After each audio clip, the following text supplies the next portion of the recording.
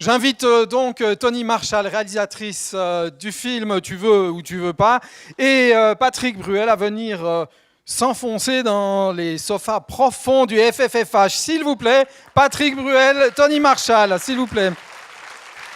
Comment on en vient à faire un film sur, entre guillemets, vous n'aimez pas trop le terme, moi non plus, sex addict?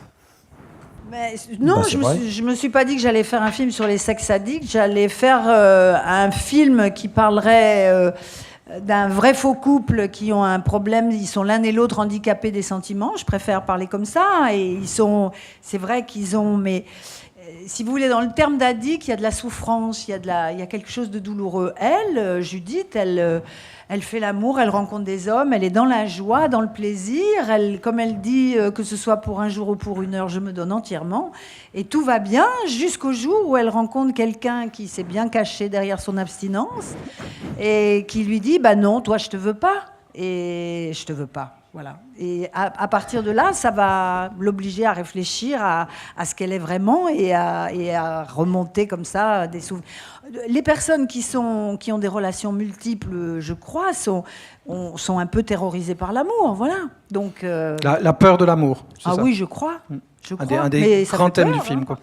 Non, vous pensez que vous en avez vu plus. Cette blague. Je suis quand même un poil mieux gaulé que ce truc qu'ils ont pris à ma place, là. Excuse-moi. Mais enfin bon, ça c'est un autre débat. Oui, mais je peux m'expliquer. Enfin, c'est un autre débat. Could you repeat the question?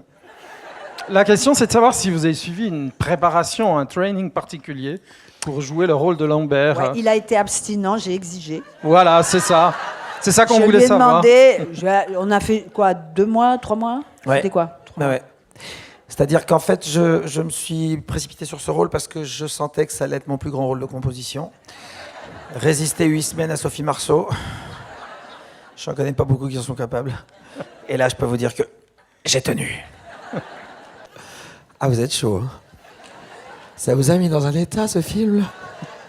Au départ, j'avais eu l'idée à la fois de ce couple et à la fois du cabinet de conseil conjugal pour une série, et qui n'a jamais pu se faire. Donc après, j'ai repris un peu l'idée et je l'ai un peu transformée parce que un film ne ressemble pas à une série. Une série, il y a 12 épisodes.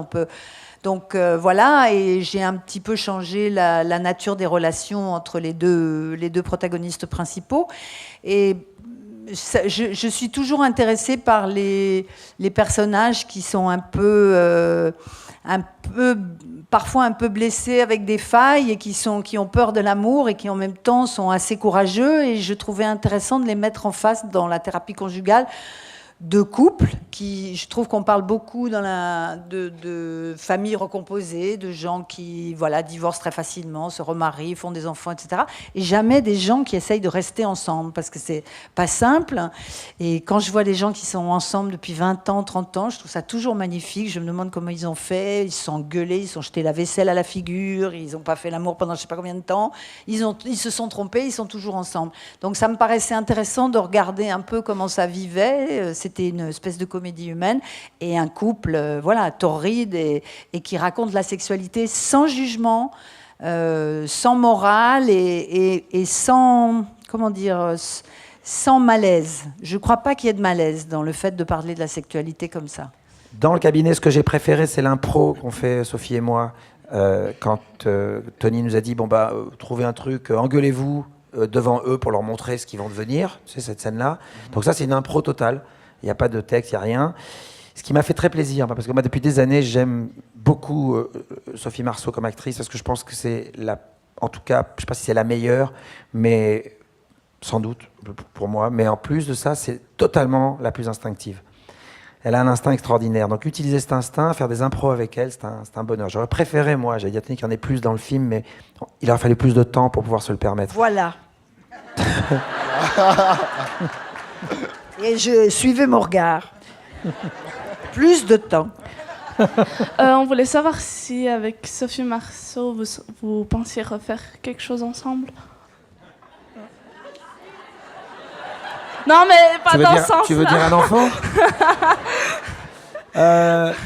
Écoute, je suis sûr qu'on fera quelque chose ensemble. Enfin, ça m'étonnerait ça m'étonnerait pas qu'il y ait des trucs. Ouais. Mais en l'occurrence, c'est la première fois probablement où je me dis, si le film marche, on a vraiment une suite absolument géniale. Parce que franchement, tous les personnages reviennent dans un numéro 2 avec ce qui s'est passé entre-temps, ça peut être dingue. C'est-à-dire que nous deux déjà, qu'est-ce que va faire ce couple ? C'est de la dynamite quand même, les deux ensemble. Tout peut se passer, ça peut voler en éclats. Elle, avec la découverte qu'elle fait par rapport à son passé, ce sujet qui est abordé comme ça, filigraniquement, puis hop, on n'en parle plus, l'histoire reste en suspens, elle va revenir à la maison un jour, donc il va se passer quelque chose. Sylvie Vartan, qui est devenu actionnaire de Glidden entre-temps, ça peut être juste assez marrant. Enfin, moi, j'ai dans ma tête une idée quand même par rapport à cette suite qui pourrait être vachement sympa, et ensuite, si ça marche très très fort, alors on fait le début. Avant. Et là, c'est un autre rôle. Dans les deux cas, t'es plus abstinent, t'es cool. Avant, après. Ah non, mais dans le deuxième, je suis plus abstinent, mais qu'avec elle, hein. Ah, on va pas commencer à être échangiste non plus. Ah si. Ah, tu nous vois échangiste, toi, direct. Pas du tout. Ah bah non, ça y est, on est rentré dans le droit chemin. Oui, enfin, oui. Lorsque vous en êtes au stade de l'écriture, est-ce que vous avez déjà des idées d'acteurs comme ça qui viennent? Bon, pour le coup, on sait que vous n'aviez pas pensé à Sophie Marceau, mais est-ce qu'au départ, quand vous avez écrit, vous voyiez déjà Patrick dans ce rôle, ou est-ce que c'est venu plus tard, et quand est-ce que c'est venu? C'est venu un peu plus tard. En écrivant, c'est idiot, hein, mais les deux seuls acteurs, pourquoi j'ai pensé à eux, j'ai pensé à Sylvie Vartan, en me disant, tiens, ça serait drôle qu'elle soit la mère du héros.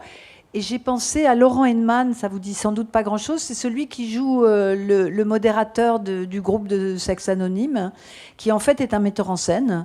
Et je ne sais pas pourquoi, c'est quelqu'un, je me suis dit, mais il va être extrêmement juste dans ce rôle, et j'ai pensé à lui. Et sinon, après, je suis allée assez vite vers Patrick. Patrick m'a renvoyé sur Sophie, et j'ai bien sûr eu l'idée de Jean-Pierre Mariel, puisque... Voilà, et j'ai juste eu la trouille qu'il n'accepte pas, quoi. Voilà, c'est juste ça, et c'était formidable qu'il accepte. Je pense qu'on reçoit beaucoup de demandes pour aller dans des festivals comme ça.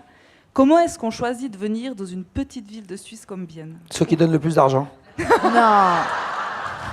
Non, c'est vrai ce que disait Patrick tout à l'heure. C'est un festival où on aime les films français, où on montre la diversité du cinéma français, qui est très importante. C'est-à-dire qu'il y a des films d'auteur, il y a des films grand public. C'est un festival qui montre un peu toute la palette des films français depuis assez longtemps.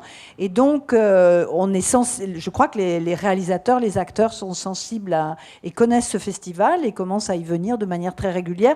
Et en plus, parce que c'est extrêmement sympathique et agréable et que le public est de qualité. Donc, c'est pour ça. C'est une petite ville. Oui, mais ça, tu le savais pas avant, hein. Mais je vois. On m'avait dit, c'est ça, c'est ça. Ça fait quelques années qu'on entend parler de ce festival et qui, d'année en année, prend des lettres de noblesse. Et là, évidemment, pour les 10 ans, on est fiers d'être les premiers, d'ouvrir le festival, d'être là. Et d'abord, on en profite pour remercier l'organisation parce que rarement on a été reçus comme ça. C'est juste ahurissant. Merci, vraiment merci beaucoup. Et vous pouvez les applaudir parce que Merci. ils mettent un cœur dans leur festival. C'est juste extraordinaire. Vous avez beaucoup de chance.